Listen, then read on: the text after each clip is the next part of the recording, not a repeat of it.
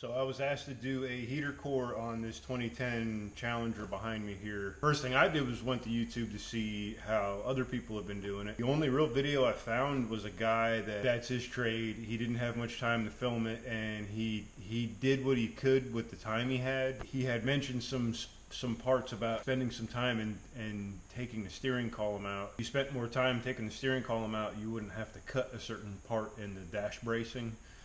If you were in a big hurry and you had to get it done, you could cut that spot. So I figured take the camera along with me while I'm doing the job and see what I could come up with. I did wind up taking the steering column apart. Going into this, I would take all of the steering wheel and all of the electronics off first. You'll see the clock spring, the pins for it are very delicate. But this is definitely a job that's doable. You could probably get it done within 2 hours. It took me a little longer because I'm filming it and I had to keep stopping. Fairly simple, straightforward job. If you have some basic hand tools and you're mechanically inclined, I say dig into it because it's not that bad. You don't have to take the dash out. So before you get started, you need to disconnect the battery, but the only way to get this trunk open is with the power. You can crawl in through the back and hit this little emergency thing, but if you have the luxury of being indoors while doing this job, it's easier just to keep the trunk open. So keep that in mind. You have to have the battery disconnected while you're doing the job. And if you do have to close the trunk, maybe not latch it all the way. Otherwise, you'll have to crawl in there to open this thing.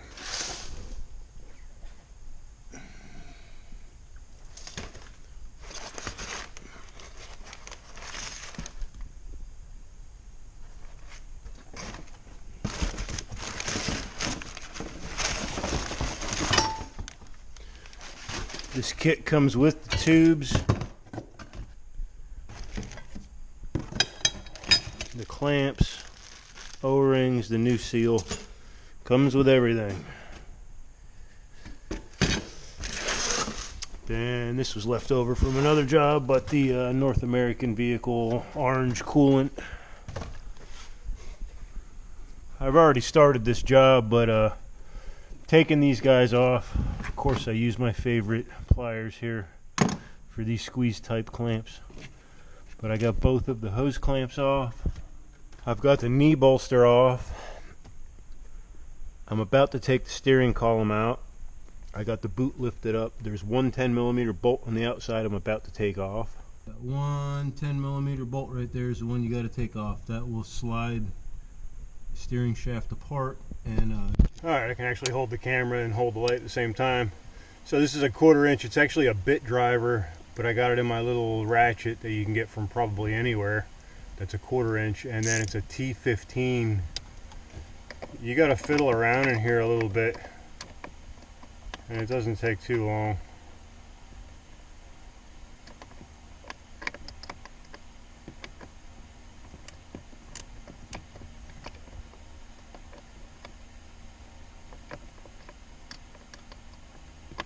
There it is. If you can feel to the edge of it, you can ride up over the bolt and you know, get the tip in there.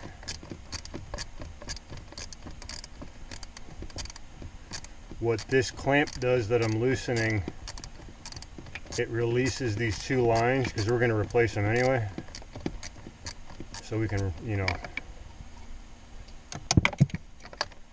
and I'm kind of emphasizing getting the core from the dealer versus the auto parts store.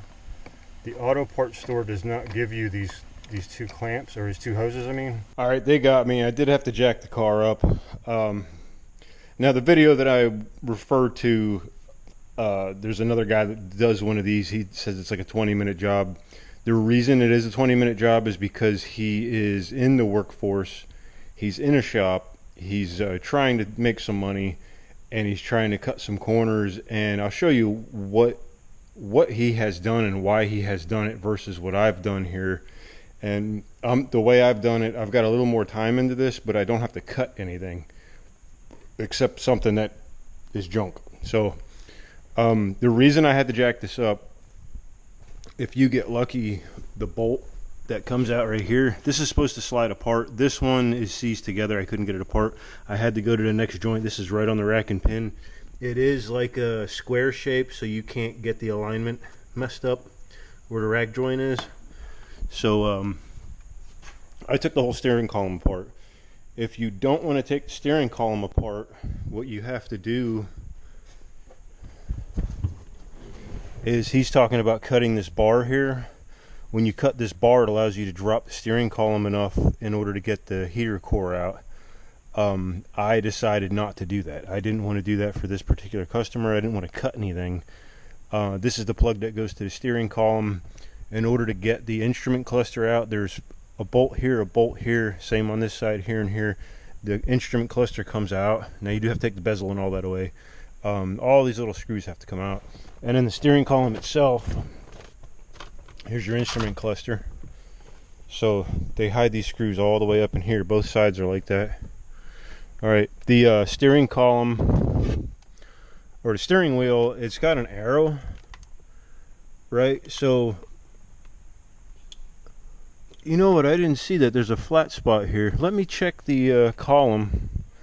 Reason I pointed out that arrow, I took my auto punch. There's a big bolt. It's a T, or not, is it a T? No. It's a metric 10 millimeter. This is the bolt that holds the steering wheel on, and this gets Loctited on. Probably, I have to check the torque specs, but probably like 85 foot-pounds or something. But you take that out, and then I used my auto punch, and I'll show you what I did here. So this does have a flat spot, so you really can't mess this up. Okay, you see where I took the auto punch and punched it. It's right where the flat spot is anyway. So, okay, you can't mess that up. There's no way to mess this up as far as alignment when it goes back in. That's a good thing. I just got that apart, so I wanted to show what I did and how I got here. So the next thing, obviously your airbag, your plugs are color coded. This plug, you know, when you take this apart, be gentle, but just pick this. There's two screws that go in from the back side of the steering wheel. This will just gently drop out, and then you can unplug it. Next is your clock spring. This is the part you want to make sure you don't screw up, because you can spring it. But if you line this up, there's 3 little screws in these holes, which I just left up here. And this, when you pull it, be gentle, but that, you see how that plug is? That is what slides down onto your turn signal thing. You see all the way down in there? There is a screw in here which pinches this, so you have to, you know, it's like a bicycle seat clamp. There's that one screw, so you loosen that up, and you know, unplug it. That your clock spring pulls out, and then this whole thing will slide off, and then that will expose this little guy, and then you got to take this clip off, and then this slides out, and then you get your steering column out. Now the next thing I've done was this gives you all the room in the world now. I used a small pipe cutter on the lower hose here, and about up in this area I cut it, spun it around, and when you do that, it'll allow you to slide this out, and then you can drain it right into a pan here. And when you start, there is a plastic clip. You have to take the one screw out, and that goes about halfway here. The only thing I can say is look at the orientation. You see how the bear sticker is? It's kind of facing the driver. And then that's it. Pull this dude out.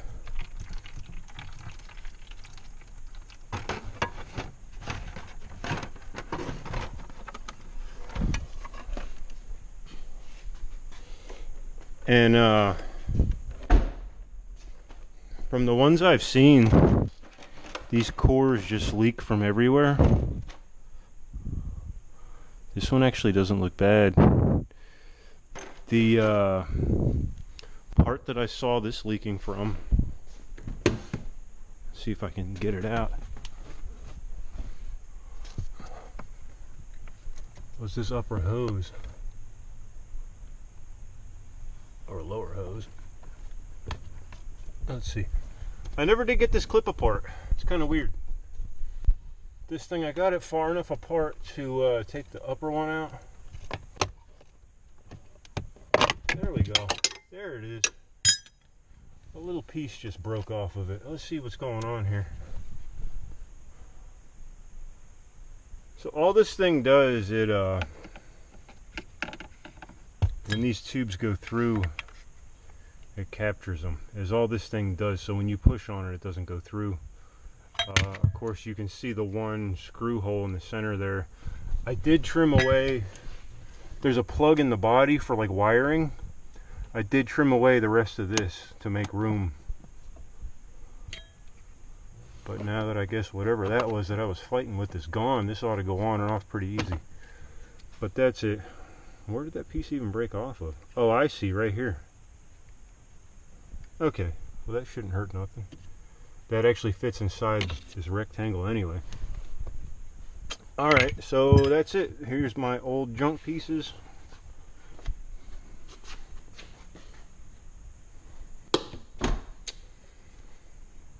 So let's see. I think it was like this O-ring that gave out, or these bends here.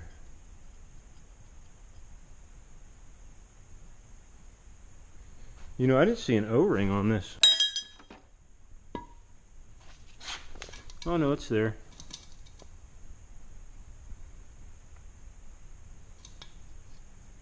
That's the bottom one. The one I had in question was this one. That one went up there to that tube. So, and I hope you guys, you know, can see this all right. I'm filming this on my little GoPro. What's this thing called? I don't know. It's the small GoPro. My big GoPro is broken. But that's it. I'm going to start the installation process. Oh, and I forgot to mention, to pull the steering column, there's 2 bolts up here, and then there's one in the back, which is down here. It's a bolt that goes all the way across. And as long as that bolt's out, it can drop down. There we go, that's better. So they give you 2 different sizes. The thicker one goes around the outside perimeter, and the thinner one goes around. And now she's ready to go in. Just had to make sure my decal was right.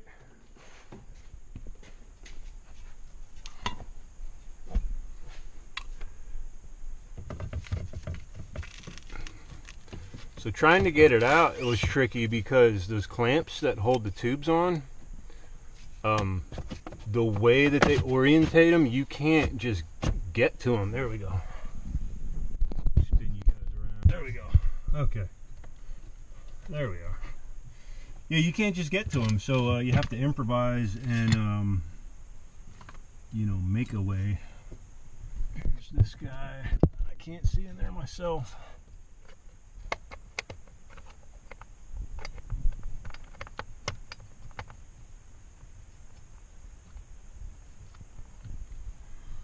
Okay.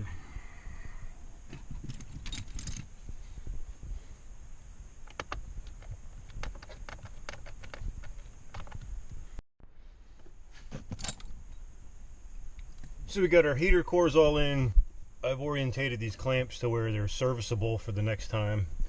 I got this clamp in with the 1 screw. These things are secured. I put my clamps back on in the orientation that they came off. I've got my little fill contraption here. You gotta take this little plug out.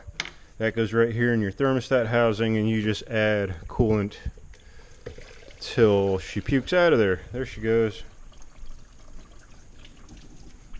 And I'm just putting this in for now. So what I'll do is, when bleeding these, I will keep adding fluid and the air will come up to the top, and then I'll take that out. I use liquid thread sealant. I'll smear that on there quick and then stuff it back in. I don't like these. I like the like that's at the bottom of an old radiator with the ears where you can open it up and bleed it that way. If I have one, I might put that in there for them. But right now I'm going to finish topping this off, and next step is to pressure test the system before I put that column back in. Check this out, I found one. So I'm going to put this in there for them, and this will make things a lot easier. So there it is. We took this guy out. We got this in there now. You see it looks like it's full. My finger was in the light.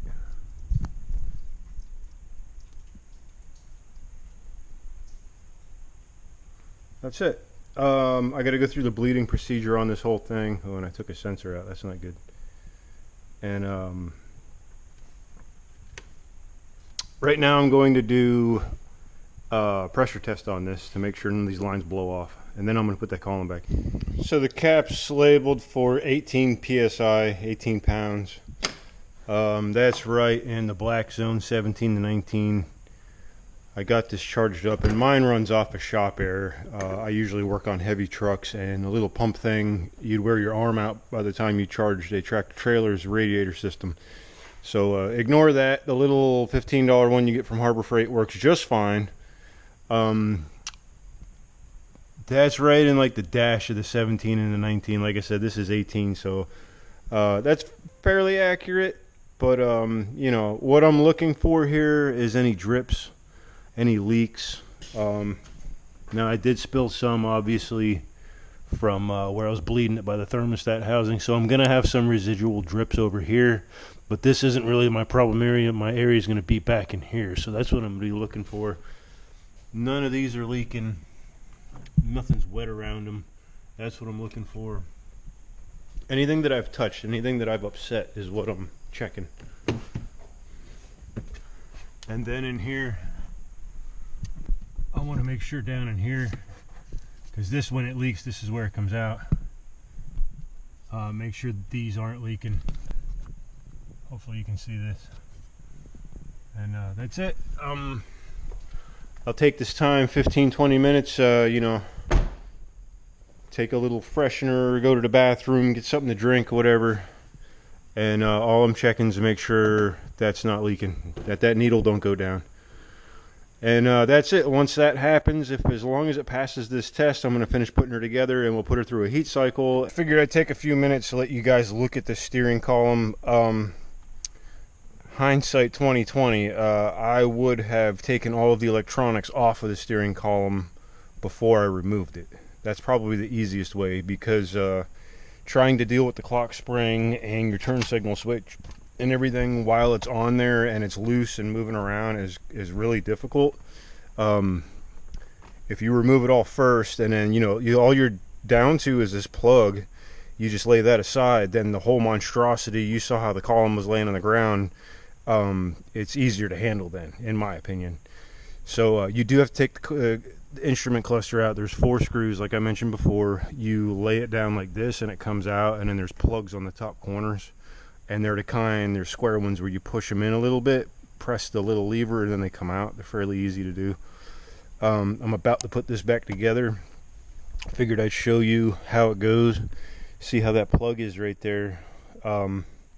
You can't really screw this up, like it only goes one way. You see how this tang, that tang right there, is going to line up in here. Like it's really, you know, before I put this on, this guy has to go on first.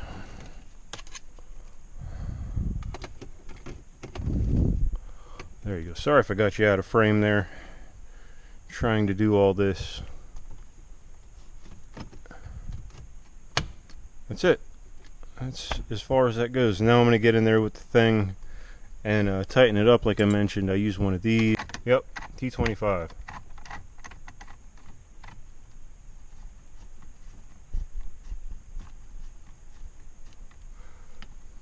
Alright, let me jump ahead. I'll get this tight, and then I'll put the rest of it together with you guys. Okay, and then this thing here, what did I do? This is like a safety lock that apparently is child-proof. There we go.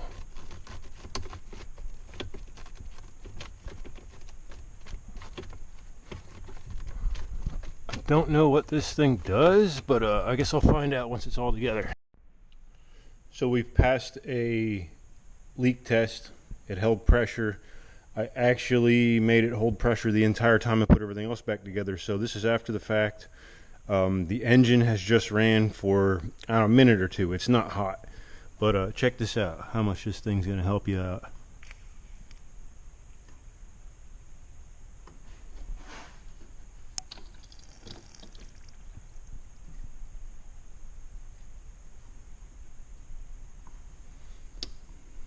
And I dropped the rag. Glad I came back and filmed this. So that's helpful. I'm going to put this through a heat cycle and check this periodically. Make sure all the air is out of here. There is a process for bleeding the air out of the system. So this will help huge. So we're going to turn our power onto the car. Read the vehicle. If Alltel decided they wanted to sponsor me here, my feelings wouldn't be hurt. Engine coolant temperature.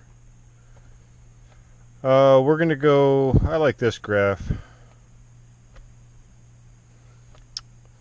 I don't know why I like that, but I do. So it's 95 degrees right now. We're gonna put this through a heat cycle. I'm gonna monitor this.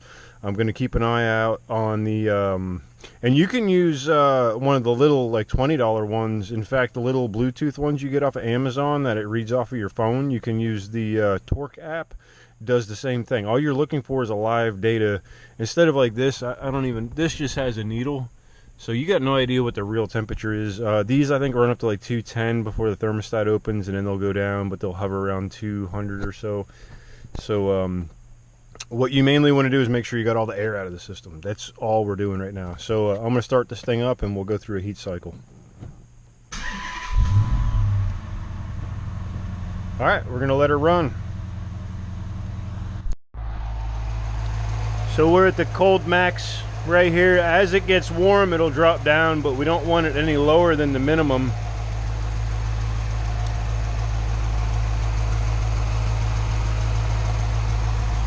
We just want her to go through a heat cycle. That's all we're wanting to do.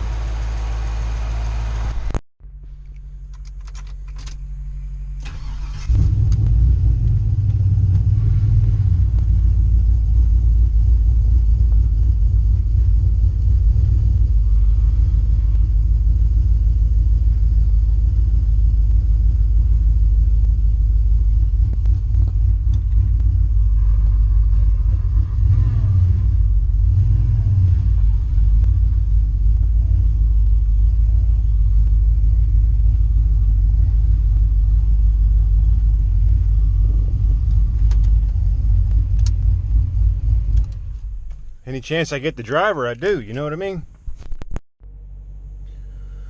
So this is it. It's gone through a couple of heat cycles. I'm just on a back road near my house. I'm you know, on a private road. I'm stopped. Not driving. I don't want anybody to think I'm filming and driving. Anyway, was testing all of the stick functions. Make sure we got high beam, low beam, cruise control. Everything's working. And what you want to make sure with the clock spring is that you can turn both directions lock to lock and you don't tear the clock spring. That would be a very bad thing. Why is that brake light blinking? I bet it's because I have the brake set. Let's see. Yep, okay, all right. Anyway, this job's done. I forgot to show the rest of how I put the steering column together, but it's basically just the 2 bolts in the back of the airbag and all the plugs that go into it. She seems to be running at about 201. It seems to be her happy spot, and the gauge itself is right at, Chryslers like to run like where half is, usually a tick below half. Every single Chrysler I've ever seen that's been happy, tick below half.